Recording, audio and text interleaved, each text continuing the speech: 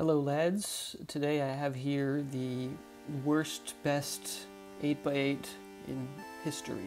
This is an observerless 8x8 piston door at 2,926 blocks, and the entire door is controlled by a record collection. Yes, and it also takes 11 hours to open and 1 hour to close.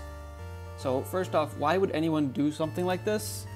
And the answer is, it would be funny, because there were some other fellas posting some things on a Redstone Discord server that used, discs in the jukebox, and they listed out the discs that they used. And so you know what? I said, let's list out all the discs that I'm going to use, and then have my entire door be a 182 song playlist. And so that's exactly what I did. I wrote down 182 different songs, and I posted an entire wall of text. And this is the result. It took an entire day to build this thing, and it's also going to take an entire day to open, so it's actually not that bad of a trade-off. I'm probably going to mute my jukebox sounds because it's going to get annoying after a little while. You'll see just how slow this thing is in a little while. The disc that's currently in takes about 4 minutes, so I'll be explaining some of the door here while we wait for this thing to, go through. So first off, the first thing I did was design an 8x8 layout, and I took this very nice 7 wide 8x8 layout, which was used by Armadillo28. As you can see, I also used targets down here because I was lazy on the bottom, and I just wanted it to be like something simple.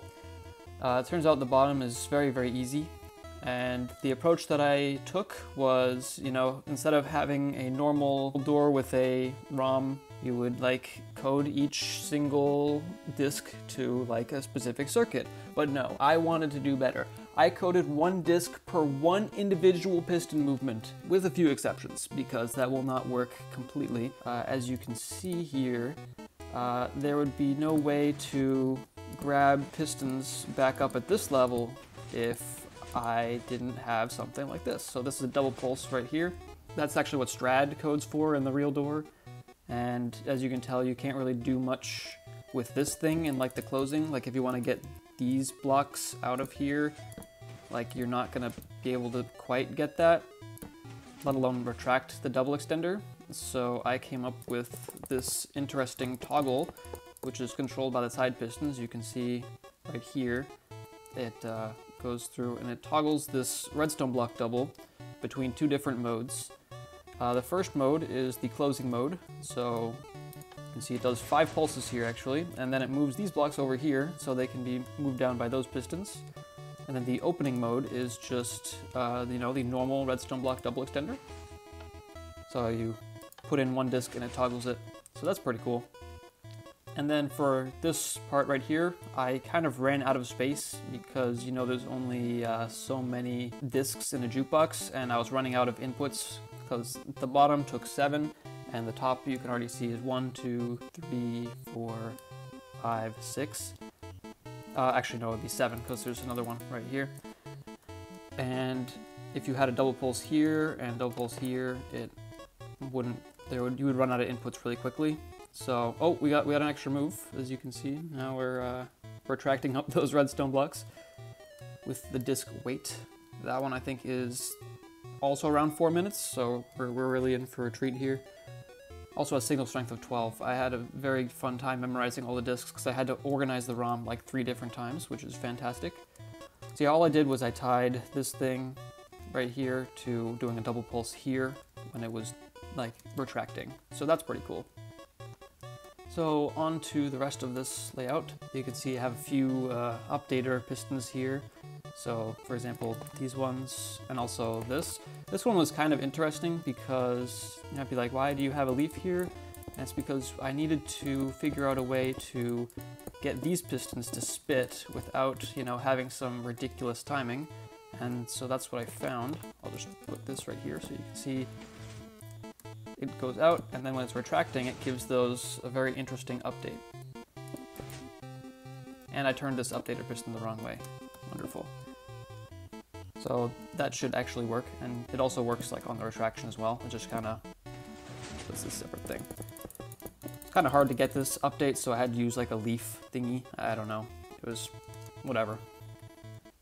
There's room in the door. It wasn't really that hard to actually wire the thing, because, you know, the entire thing is just controlled by a playlist. So let's get into all the different discs that we're using. I made sure to pick the longest disc for each signal strength, of course, because that's like the funniest thing to do, of course. So instead of having like Pig Step, we're of course going to have 15. Instead of Other Side, we have Relic, even though those ones are kind of close. And then instead of 11, we're going to have Creator Music Box. For these ones, you don't really get a choice, but whatever. Anyhow, so this is the ROM that I used, kind of ripped out from the entire door here. You can see there is, for the opening, there is actually 3 double chests of music discs, including 3 extra ones in the hoppers here, because I miscalculated a little bit, but I'll get into that. And then for the closing, there's only like 17, because it's shorter. And yeah, there's a lot of wiring here, but it's all just like really simple stuff, and I'll explain why I have all this stuff. So first off, the input is like right here, and then what it does is it just like unlocks one of these hoppers, and then the entire thing, you know, starts going. And since jukeboxes act like a redstone block, they kind of lock all the hoppers going into them and out of them, so the disc can't be taken out unless you use hopper carts, but that wouldn't be very funny now, would it? So the way that the discs change, you do have like 2 game ticks off, and then the signal strength changes. And that's exactly the input to the decoder circuit, but I'll show you the decoder circuit in 1 second. The ROM was actually kind of annoying to design because I had no idea how to make ROMs at all when I started making this door. As you can see, I organized all these discs 1 through 15, all in the hoppers and whatever. And so if it works fine if you just have like 1 chest here. So you can see 2, 3, 4, 5, 6, 7. So that's what it was there for, like the closing, because we only have 1 chest here. But if you... What are you doing? Anyway, but if you introduce more chests to this thing, you can see that what was once a very nice order suddenly starts spitting out random discs all over the place. Like, what? Huh? Where are they? What are you doing? Yeah, I don't know. It's because all of the disc gets taken from like the first slot in the chest, and then it just kind of... Yeah, I don't know. And also it does the same thing with the hopper as well, and then you just kind of get these residual discs just kind of flying out at you that have no real random order. Although it is kind of dubious sometimes, because the discs will sometimes resume their order just fine, other times they won't. Like in this case, this got seriously messed up. So anyway, the way to fix that is having this interesting little latch system that I came up with. So when this chest becomes empty, this torch will then turn on, and then hold on, let me stop this thing. Oh my god, please. Okay. So when this becomes empty, this dust will turn on, and then this comparator will be off until this chest becomes completely full again, and then it will lock this hopper again. And this chest right here has, you know, more music discs in it of a particular order, 1 through 15 again. So if we just activate this thing right here, I'm just gonna spam this dropper.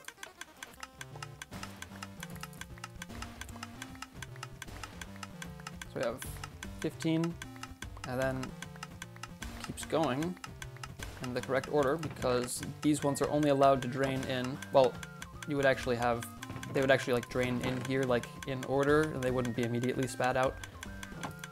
So basically, when this chest is empty, then the next chest flows in, and then it goes down, and as you can see, it reorders itself like perfectly. The only thing you can't do is take music discs out while they're reordering themselves. That causes problems, but since the music discs are so long anyway, that actually would not be an issue in the real door, so that's pretty nice. That's also another reason why I didn't use the hopper cart thing, but I didn't actually know about it when I was making the door. So you can just place a hopper cart underneath the jukebox, So you place this right here, and then you have random disk. As you can see, it immediately gets taken out. And it also keeps playing, which is really funny. So you can just spam a whole bunch of random disks. So we're still working on this, I see. Oh, we did one more. We did a Strad. So Strad is probably playing right now. I don't know how long it has left, but we're going to get a Ward and then a Precipice and then something else, probably like Relic or something. Actually, no. I'm not sure. It might be Relic. Who cares? I know way too much about music discs now, but regardless. The way that this ROM kind of functions, so you can see if I just unlock this here, you can see there's a disc here. And, oh! All the redstone blocks got retracted up, finally! Oh my goodness. So you can see we have this right here. Then the disc will move one, and then you can see these ones will start flowing in from this chest above. This is actually the real sequence of discs in the door, I think. Actually, yeah, it is. It definitely is.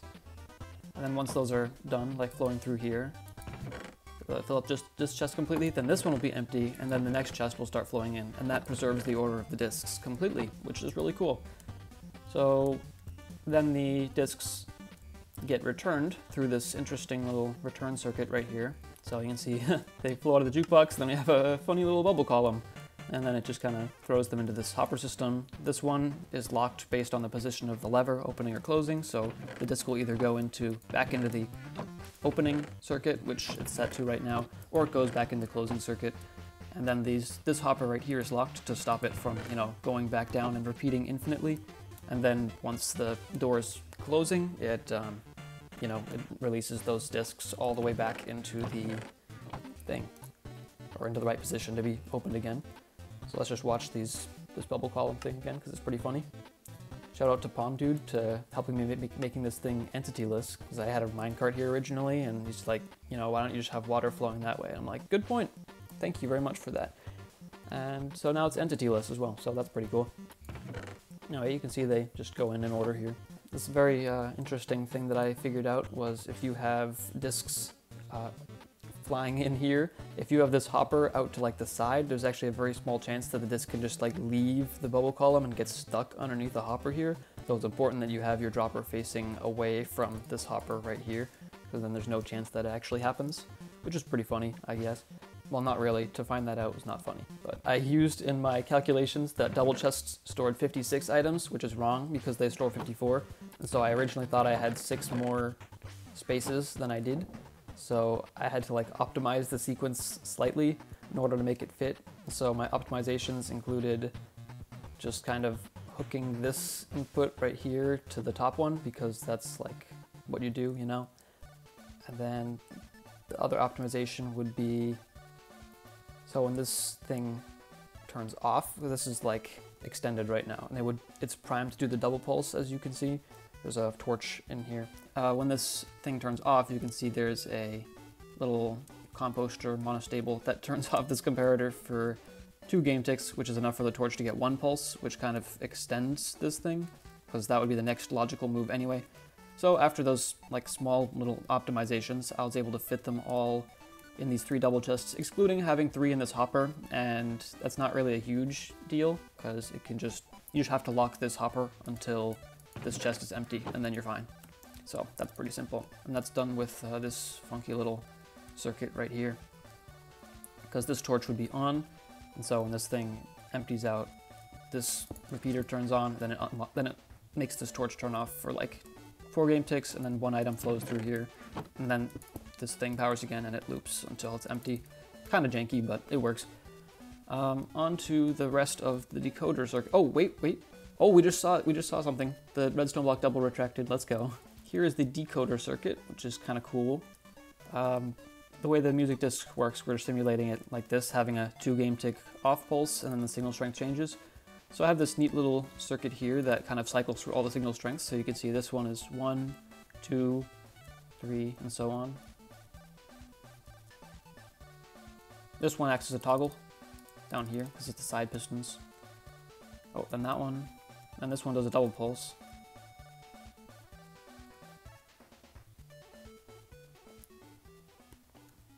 And that's 15 right there. So as you can see, all this stuff kind of just works by, this is like the best example of it. So you can see right here, this is 9 signal strength. Well, this one happens at 8. So basically when it's 8, this dust turns on, but when it's 9, this dust turns on and blocks this piston. It extends it too early, so the pulse never actually gets through. And then most of the rest of them work exactly the same. You might be like, oh, well, there's a thing here, but no, there's like a subtract 1 type deal. So I did not forget to put the cactus as well. It was kind of annoying to wire some of them, but overall it wasn't that bad. So that's the entire door pretty much explained. We can look at our progress thus far on this door. You can see we haven't even gotten through the first double chest of discs, and we still have so many more left. This is the last one, so, you know, we have a nice playlist ahead of us of ward, wait, precipice, precipice, wait, ward, relic, strad, precipice, ward, precipice. It doesn't help that ward, precipice, and wait are like the longest discs. That wasn't actually on purpose, it just kind of worked like that. So that's kind of funny, I guess. I'm gonna say it's on purpose because that makes me look cooler. But regardless, I hope you all have an understanding of how this door works. Also, the piston tape is controlled like it just starts it. It's not controlled with 1 disc per movement of the tape. That would be really funny, but I'm not that crazy. And also I don't have the room for that in the ROM, so. It's actually kind of funny how like under 3000 observerless 8x8 is kind of small in itself. So that's pretty cool, I guess. I think this is also my first observerless 8x8, which is really funny as well. 8x8 door world record holder makes an 8x8 colorized 2025 edition with a bubble column. If I recall correctly, Precipice is actually 5 minutes, so we could be waiting here for a while. Funny story, actually. I accidentally screen recorded me making this door, like completely by accident. I just happened to accidentally click my screen recorder, and then I recorded like 3.5 hours of footage, which almost corrupted my hard drive. I didn't realize it was there until I started editing another video and it didn't export properly. I'm like, oh, there's a 92 gigabyte file.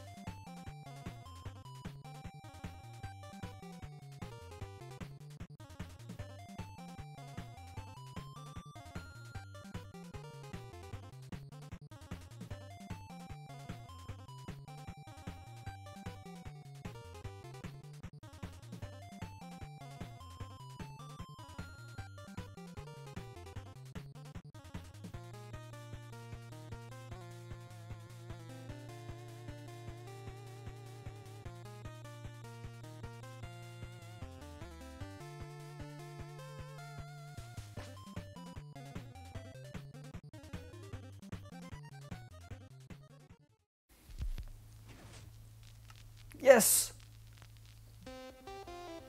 We saw something! Well, I'm gonna be here for the next 8 hours, so I'll see y'all later. Peace.